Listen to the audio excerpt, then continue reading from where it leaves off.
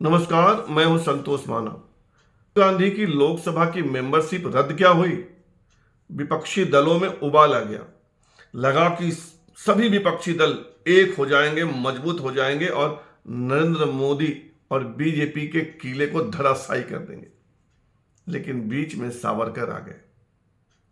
राहुल गांधी का यह कहना कि मैं गांधी हूं, सावरकर नहीं, यह बहुत से नेताओं और राजनीतिक दलों को बुरा लगा है। वे राहुल गांधी से नाराज हो गए हैं। वे राहुल गांधी को भला बुरा कह रहे हैं। वे राहुल गांधी को इतना भला बुरा कह रहे हैं कि विपक्षी एकता टूटने की कगार पर है। पहले पंकजा मुंडे को सुनिए। पंकजा मुंडे गोपीनाथ मुंडे बीजेपी के बड़े नेता रहे, स्वर्गीय गोपीनाथ मुंडे की सुपुत्री। पंकजा मुंडे ने कहा कि सावरकर पर हमला करके राहुल गांधी ने यह साफ कर दिया है कि वे राहुल गांधी नहीं, राहुल गंदगी हैं। ये कह रही हैं पंकजा मुंडे। लेकिन बात यहीं तक नहीं है। शिवसेना सुप्रीमो एक गुट, जिसके प्रेसिडेंट हैं उद्धव ठाकरे, जिसके सर्वे सर्वा हैं उद्धव ठाकरे, उद्धव ठाकरे ने कहा है कि सावरकर हमारे भगवान हैं। सावरकर हमारे भगवान हैं, उन पर कोई भी बात बर्दाश्त नहीं कर सकते। ये उद्धव ठाकरे कह रहे हैं। इशारों इशारों में उद्धव ठाकरे ने कह दिया है कि अगर सावरकर पे राहुल गांधी यूं ही हमला करते रहेंगे तो महाराष्ट्र में जो शिवसेना, कांग्रेस और एनसीपी का गठबंधन है वो टूट जाएगा। शिवसेना के सांसद संजय राउत ने कहा है कि सावरकर हमारा विश्वास है। सावरकर पर उनका विश्वास है, मतलब उनका फेथ है। और एकनाथराव शिंदे जो महाराष्ट्र के चीफ मिनिस्टर हैं, जिनकी भी अपनी शिवसेना है, उन्होंने कहा है कि राहुल गांधी अगर यूं ही बोलते रहे तो सड़क पे चलना मुश्किल हो जाएगा। बहुत बड़ी बात है, ध्यान दीजिएगा कि अगर यूं ही राहुल गांधी सावरकर पर हमला करते रहें तो उनका सड़क पे चलना मुश्किल हो जाएगा। ये कह रहे हैं एकनाथराव शिंदे, महाराष्ट्र के मुख्यमंत्री। दरअसल विवाद क्या है? विनायक दामोदर सावरकर स्वतंत्रता सेनानी थे, बहुत अच्छे लेखक, बहुत अच्छे कवि, समाज सुधारक थे और जो हिंदूवादी शक्तियां हैं उनका बड़ा सम्मान करती हैं। वे हिंदू महासभा के लीडर थे, विनायक दामोदर सावरकर। अंग्रेजों ने उन्हें काले पानी की सजा दी थी, अंडमान की जेल में रखा था और वहां पर 10 साल उन्होंने असहनीय पीड़ा भुगती थी। उन पर फिल्म भी बनी। ऐसा कष्ट, इतनी पीड़ा, इतना उत्पीड़न कि एक साधारण आदमी टूट जाए, लेकिन सावरकर टूटे नहीं।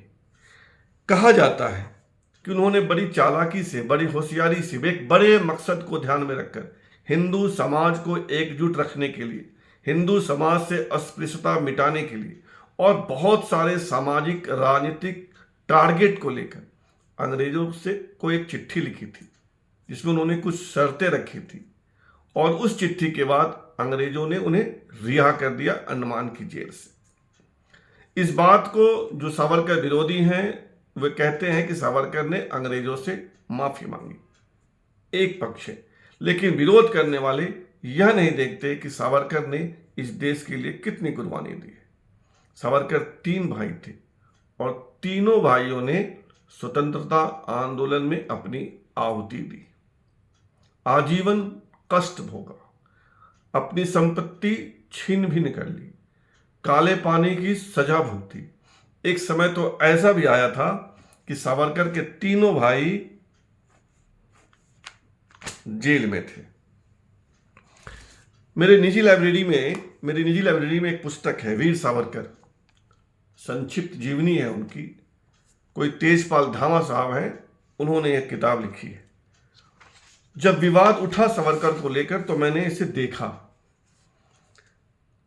अपनी प्रस्तावना में तेजपाल धामा लिखते हैं, इस किताब के लेखक, कि पावन भारतवर्ष में वीर सावरकर का नाम लेना ही ईश्वर का स्मरण करने के बराबर है। देखिए कितनी बड़ी बात है कि वीर सावरकर का नाम लेना ही ईश्वर को स्मरण करने के बराबर है, क्योंकि देश की आज़ादी, एकता और अखंडता में सावरकर बंधुओं का योगदान कभी भुलाया नहीं जा सकता।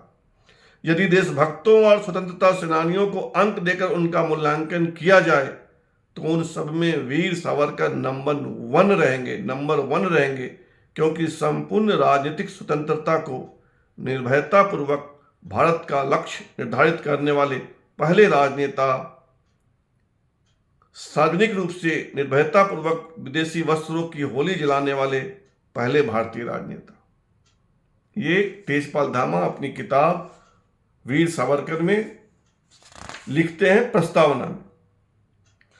और इसी प्रस्तावना में वो एक जगह लिख रहे हैं कि विश्व के पहले कवि सावरकर, जिन्होंने कागज और कलम के अभाव में अपनी कविताओं की रचना की, उन्हें कीलों और नाखूनों से जेल की दीवारों पर लिखा, वर्षों तक प्रयास करके अपने काव्य की 10,000 पंक्तियां स्वयं कंठस्थ कर ली, और जिन साथी कैदियों ने भी उन्हें याद कर लिया था, उनके माध्यम से अपनी काव्य रचनाएं भारत तक पहुंचाई। फिर वे आगे लिखते हैं कि पहले क्रांतिकारी नेता, जिन्होंने सुदूर रत्नागिरी जिले में नजरबंदी के दौरान 10 वर्षों से भी कम समय में अस्पृश्यता को समाप्त कर दिया। ये प्रस्तावना में धामा लिख रहे हैं। और इसी किताब के पेज नंबर 48 पे वो लिख रहे हैं कि यह परिवार कितना धन्य है कि जिसमें 3 भाई हों और तीनों ही देश की आज़ादी की लड़ाई में योगदान देने के कारण जेल में यातना भोग रहे हों। वास्तव में महान थे सावरकर बंधु, जिन्होंने देशभक्ति की राह में मर मिटना स्वीकार किया। ये तेजपाल धामा लिख रहे हैं वीर सावरकर किताब में। सावरकर हिंदूवादी नेता थे, तो बहुत स्वाभाविक है कि शिवसेना को पसंद नहीं आएगा उन पे कमेंट करना। और ये किताब जहाँ समाप्त होता है वहाँ लिखा है कि 1 फरवरी 1966 को उन्होंने यानी सावरकर ने मृत्यु पर्यंत उपवास करने का निर्णय लिया।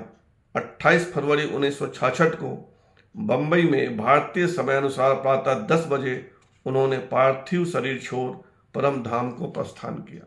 ये तेजपाल धामा लिख रहे हैं। यानी जो हिंदूवादी शक्तियां हैं उनके लिए वीर सावरकर देवता की तरह है। वैसे भी किसी एक कार्य के लिए उनके योगदान को भुलाना उचित नहीं होगा। सच तो यह है कि सावरकर देश प्रेमी थे और देश की आज़ादी की लड़ाई उन्होंने दृढ़ता से लड़ी।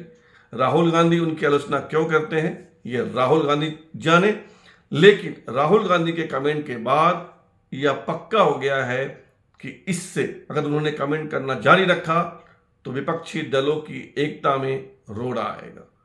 फिलहाल इतना ही। धन्यवाद। जय हिंद।